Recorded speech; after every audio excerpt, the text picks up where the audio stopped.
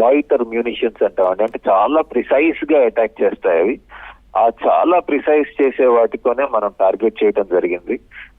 తర్వాత ఇంకో ముఖ్యమైన విషయం గమనించాల్సింది ఏంటంటే, మన డిఫెన్స్ ఫోర్సెస్ రిలీజ్ చేసిన, రక్షణ శాఖ రిలీజ్ చేసిన స్టేట్మెంట్ మేము ఎంతో జాగ్రత్త పడి పాకిస్తాన్ ఆర్మీని మేము టార్గెట్ చేయలేదు, Pakistan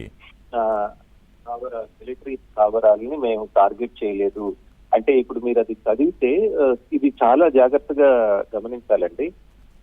hour actions have focused, measured and non escalatory in nature. No Pakistani military facilities have been targeted అని క్లియర్ గా చెప్పారండి. అంటే ఏంటి, మీరు వచ్చి మా సివిలియన్స్ ని చంపితే మేము మీ సివిలియన్స్ ని చంపట్లేదు, అలా అని మీ మిలిటరీని కూడా మేము ముట్టుకోవట్లేదు. కేవలం ఉగ్రవాద సంస్థల యొక్క అనుబంధ సంస్థల యొక్క ఆర్గనైజేషన్స్ యొక్క ఇన్ఫ్రాస్ట్రక్చర్ నే మేము ముట్టుకుంటున్నామని చెప్పడం జరుగుతుందండి. ఒక విధంగా పాకిస్తాన్ మిలిటరీలో కూడా ఇది మెసేజ్ ఇస్తున్నాం మనం, ముఖ్యంగా పాకిస్తానీ సేనలకు.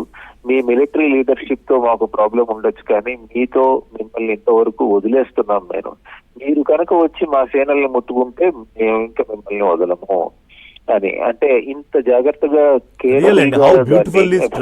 స్ట్రాటజైజ్డ్ అండి. అంటే ఇప్పుడు 2 రోజుల నుంచి పాక్ అవుట్ క్రై, అంటే యునైటెడ్ నేషన్స్ తోటి మీరు ఇంటర్వ్యూన్ అవ్వండి, భారత్ దాడులు అంటే వాళ్ళు భయంతో వణికిపోతున్న పరిస్థితి. ఎందుకంటే దే నో ద రియాలిటీ కదా. ఇప్పుడు ఎప్పుడు కూడా ప్రత్యక్షంగా భారత్ని వాళ్ళు ఏమీ చేయలేక కదా ఎన్ని attacks. Sanjay garu, if you just go back in to the history, 1993 Mumbai ఉగ్రదాడులు, 2001 పార్లమెంటుపై దాడి, 2008 ముంబై 26/11 అటాక్స్, అదే 2016లో పఠాన్కోట్ ఎయిర్ బేస్, 2016లో ఉరీ సైనిక స్థావరం, 2019లో పుల్వామా. అంటే కొన్ని చెప్తున్నాను, this is just glimpse of Pakistan terrorism. లక్షల మంది చనిపోయారు. ఆర్మీ కానివ్వండి, అమాయకులైన ప్రజలు కానివ్వండి, సరిహద్దులో ఉన్న ప్రజలు కానివ్వండి సంజయ్ గారు. బట్ స్టిల్ మనం అంటే భారత్ 15 రోజుల నుంచి మనం చూస్తున్నాం, మనం మాట్లాడుకున్నాం అనేక సందర్భాల్లో.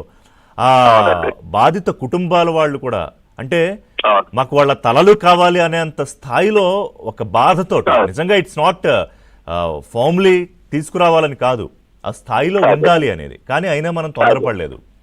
వాళ్ళు ఎంత మాట్లాడించినా, కవింపు చర్యలకు పాల్పడ్డా, ప్రతిరోజు ఉదయం లేస్తే కవింపు చర్యలకు పాల్పడ్డారు, కాల్పులకు పాల్పడ్డారు, అయినా మనం తొందరపడలేదు. మీరు అన్నట్టుగా పాకిస్తాన్ ప్రజలకు కానీ, ముఖ్యంగా పాకిస్తాన్ ఆర్మీకి కానీ, ఏంటి ఇక్కడ పాకిస్తాన్ ఆర్మీ అంటే ఐఎస్ఐ ఉగ్రవాదులకు శిక్షణ ఇచ్చే ఆర్మీ.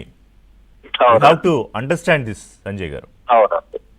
ఇంకోటి గమనించాల్సింది ఏంటంటే, ఈ ఆపరేషన్ పేరండి ఆపరేషన్ సింధూర్.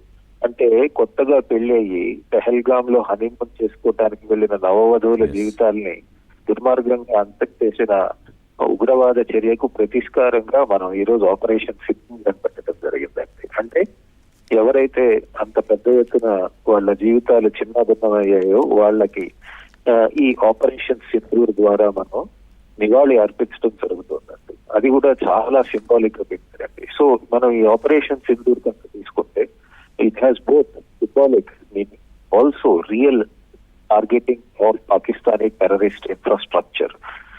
ఒక బోత్ సింబాలిక్ అండ్, మళ్ళీ చెప్తున్నాను, both symbolic and also real targeting of Pakistani infrastructure అండి. సో అది కూడా మనం గమనించాల్సిన అవసరం ఉంది. ఎస్ సంజయ్ గారు, థ్యాంక్ యూ.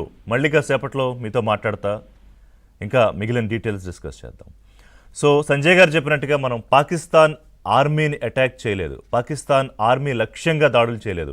కేవలం పాకిస్తాన్ పెంచి పోషిస్తోన్న భారత్ మీద తన విషాన్ని కక్కడానికి ఎప్పటికప్పుడు రకరకాల దాడులు, రకరకాల రూపాల్లో